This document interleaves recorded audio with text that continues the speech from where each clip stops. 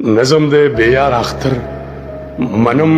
چې څنګه کې جنت برابر هیڅ هم نو چې بې له یار او قسم د اختر هیڅ هم نو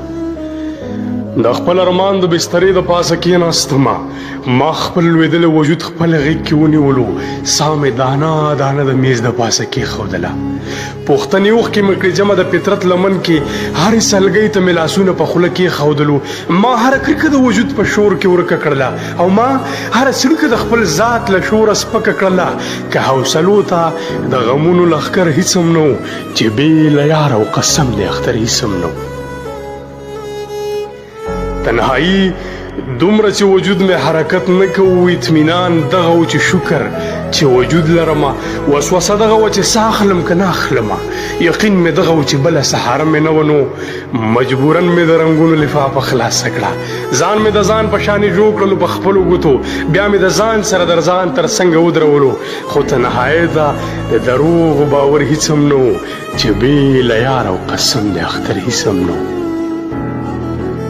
بې له ارمانه راته هیڅ چا غاړه رانه کړله او بې له نمه چا په دواړه مخه ښکل نه کړمه نه څوک خواره واره لاسونه په مستۍ راغلل نه چا تپوس د خپل بیمار وکړو چې څنګه به وي نه چا زما په شان ارمان د ملاقات وکړو نه چا افسوس د چا د دید زمانه زیات وکړو نه چا زره زره